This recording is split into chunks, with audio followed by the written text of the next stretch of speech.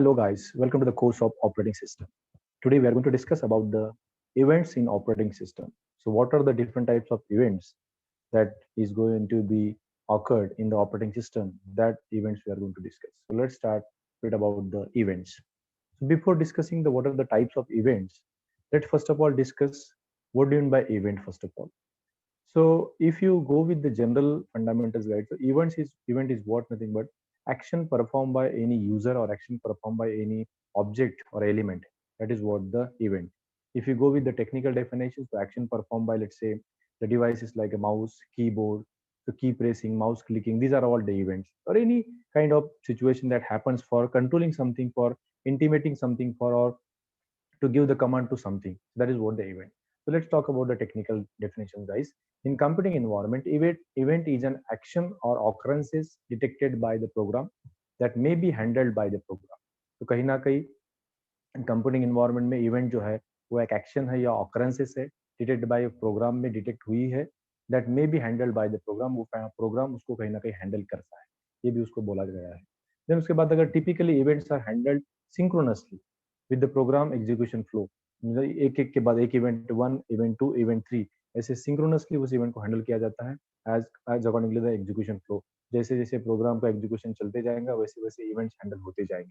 That is the program has one or more dedicated places where the event has been handled. Okay, तो programme में ऐसे बहुत सारे places हो सकते हैं जहाँ पर इवेंट हैंडल हो, ये चीजें वहां पर ये सिचुएशन ऑकर हो सकती है.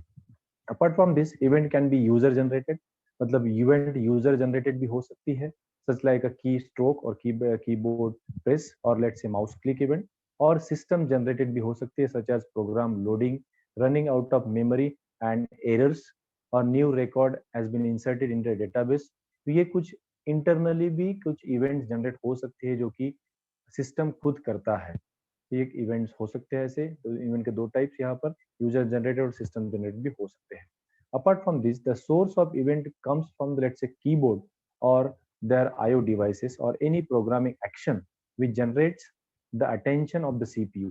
मतलब कुछ जो हमारे पास रिसोर्सेस है जैसे कीबोर्ड है, IO डिवाइसेस है और इन्हीं प्रोग्राम हमने जो लिखा है, इनके थ्रू कहीं ना कहीं इवेंट जनरेट हो सकती है for which purpose to take the attention of the CPU towards them. मतलब कुछ एक्शन उनको अगर परफॉर्म करनी है, ये जो डिवाइसेस है, ये जो प्रोग्राम से कुछ इवेंट्स को ऑकर कर सकती है या जनरेट कर सकती है.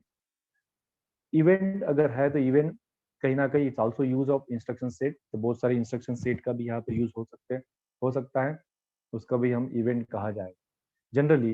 But ये हो गई general definitions of the event. But here in the operating system there are three events types are available. Very first we are going to discuss interrupt, second we are going to discuss the trap, and third will be the signals. So let's take one by one. The very first is what the interrupt. Interrupt is what, अगर general fundamental में हम interrupt को अगर पढ़ने जाए तो interrupt एक ऐसी सिचुएशन है अगर एक प्रोग्राम एक काम चल रहा है और उस काम को कहीं ना कोई डिस्टर्ब कर रहा है, that is what the interrupt. So something is going on and somebody is interrupting to that particular work, that is what the interrupt. तो यहाँ पर क्वेश्चन ऐसे आते हैं कि कौन जनरेट करता है, क्यों जनरेट करता है, किसके लिए जनरेट करता है, दैट इज द क्वेश्चन हमारे पास आएंगे. यहाँ पर सबसे पहले interrupt is an event generated by the IO devices to take attention of CPU for the execution purpose. मतलब इंटरप्ट एक ऐसी इवेंट है जो कि IO डिवाइसेस ने जनरेट की हुई है, किसके थ्रू, किसके लिए, CPU के लिए. For what purpose, for the attention to get executed. Okay, so मतलब ये डिवाइस ने एक आधी ऐसी इवेंट जनरेट करना सो दैट कि CPU का अटेंशन उनके तरफ आए और वो जो कुछ भी डिवाइस एग्जीक्यूट करना चाहता है वो कहीं ना कहीं एग्जीक्यूट करे. यहाँ पर एक इवेंट हो सकती है. जैसे मान के चले कि एक आधा थ्योरी लेक्चर चल रहा है या कोई क्लास चल रहा है, क्लासरूम में कोई टीचर पढ़ा रहा है, उसके बीच में एक आधा ट्यून अगर आता है कुछ नोटिस लेके, तो कहीं ना कहीं वो भी इंटरप्ट हो सकता है. यहाँ पर एक क्वेश्चन आता है कि उस इंटरप्ट को हम सर्व करें, मतलब उसकी प्रायोरिटी क्या है. Soft interrupt, hard soft interrupt हो गए, हार्ड इंटरप्ट, ऐसे बहुत उसके टाइप्स है. हम उसके इंटरनल टाइप्स में नहीं जाएंगे, लेकिन वहां पर ये भी टाइप्स हो सकते हैं. Then when IO device gets hold of CPU, that time the previous process content save into the ISR, that is interrupt service routing, where the actual location is present. इसका मतलब ये है कि जब कभी भी एक आधे प्रोग्राम का एग्जीक्यूशन चल रहा था उसके समय पे अगर एक आधा इंटरप्ट जनरेट हुआ है तो उस समय पे उस पूरी प्रोग्राम प्रीवियस प्रोग्राम के कंटेंट को कहीं न कहीं हमें कंटेंट को सेव करना पड़ेगा सो दैट जब हम उसको रिज़्यूम कर पाएँगे, तो उसी पोज़ीशन पे उसको रिज़्यूम करेंगे। तो यहाँ पर कहीं न कहीं उसके कंटेंट को हम आईएसआर में सेव करते हैं। Then interrupt is a signal emitted by the hardware or software when the process or an event needs immediate action. तो immediate actions अगर चाहिए तो कहीं न कहीं सॉफ्टवेयर और हार्डवेयर के थ्रू कुछ ना कुछ एक्शन जनरेट हुई है, उसको भी हम इंटरप्ट बोलते हैं।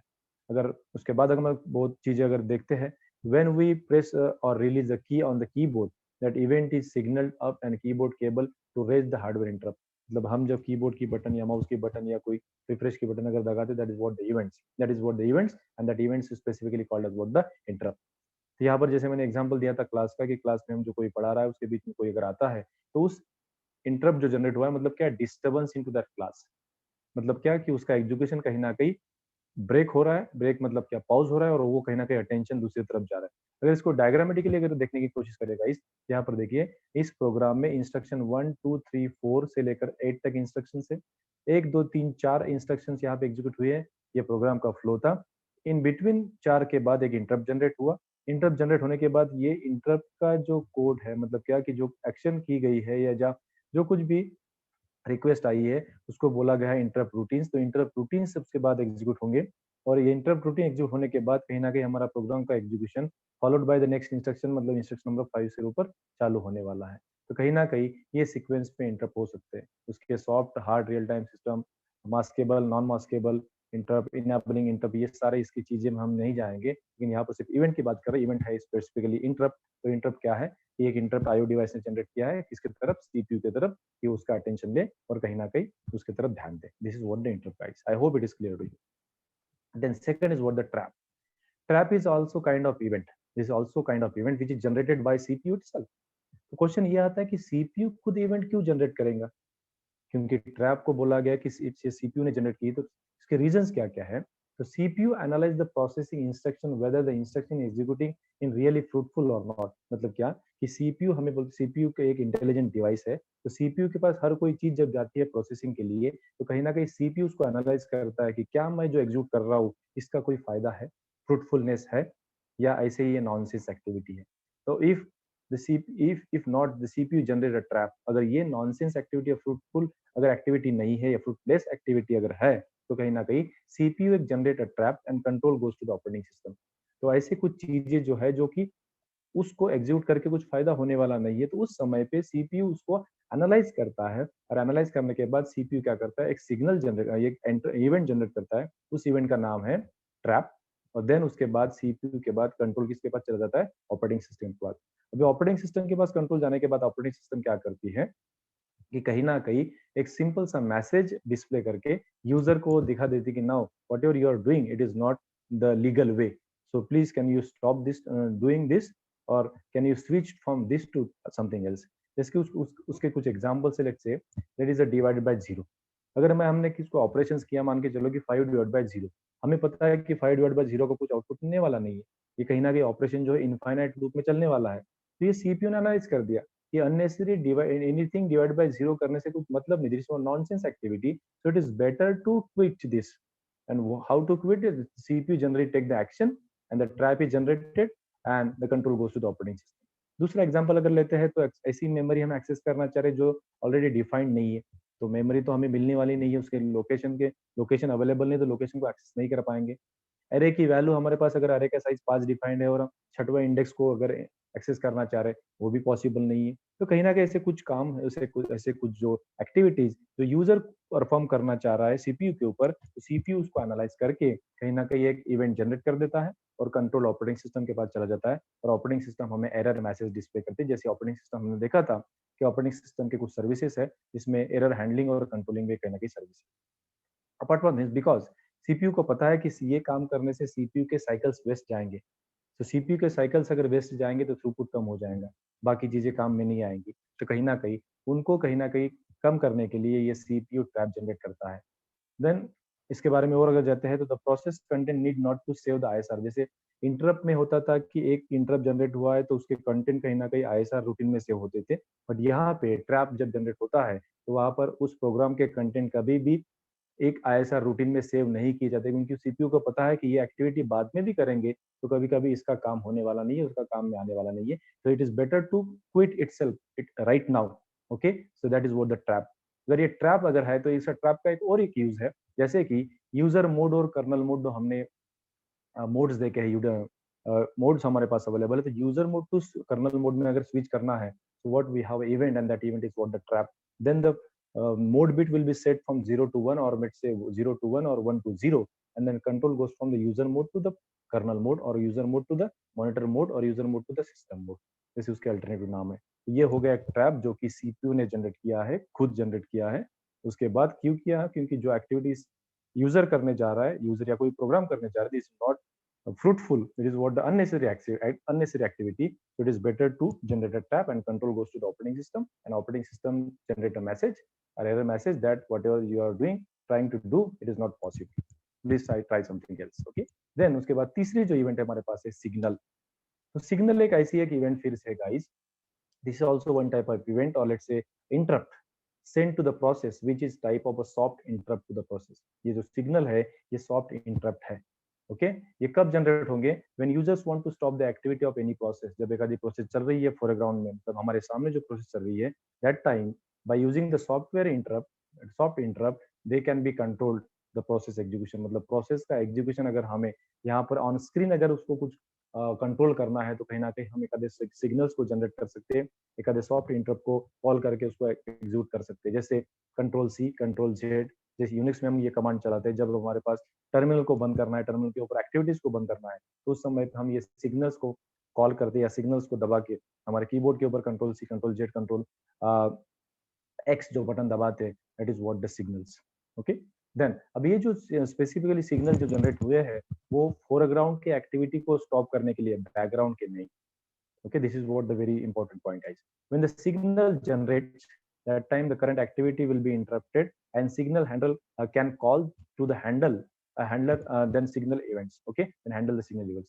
मतलब ये जब signal generate होता है, that time the current activity is going to be interrupted.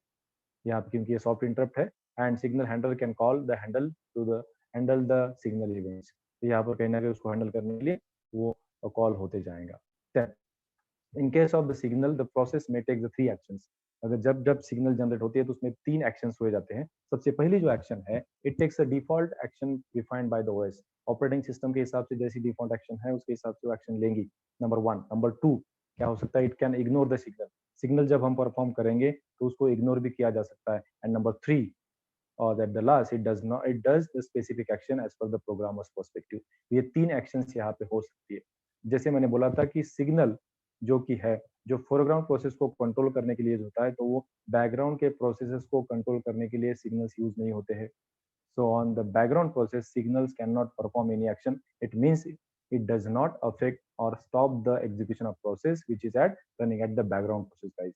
So again, the signals are what the soft interrupts, where the temporary purpose of execution is going to be stopped for switching from that, let's say हमारे पास अगर वो terminal open है Linux में, उसमें अगर हमको कुछ command अगर टाइप करते हैं, उसके बाद अगर उसको बाहर जाना है तो कहीं ना कहीं कंट्रोल सी, कंट्रोल जेड ये कमांड को टाइप करके या इवेंट्स को फायर करके हम कहीं ना कहीं सिग्नल्स को जनरेट कर सकते हैं। यहाँ पर ये चीजें हमने 3 देखी गाइस, सिग्नल्स देखे हैं, इंटरप्ट देखा है और ट्रैप देखा है। आई होप गाइस ये तीनों इवेंट्स आपको समझे हैं। तो ये इवेंट बहुत ही नेसेसरीज है और इम्पोर्टेंट्स है, क्योंकि कभी भी हमें बहुत सारे रिसोर्सेस हमारे पास अवेलेबल है, बहुत सारे प्रोग्राम्स में एग्जीक्यूट हो रहे हैं, बहुत सारे यूजर्स हमारे पास है, तो उसके बीच में कहीं ना कहीं हमें ऐसे इवेंट्स को जनरेट करना पड़ेगा for controlling the activities, for taking some action, so that the everything is going to be well inside at the system as well as at the users as well as। I hope guys this is okay with you। Thank you।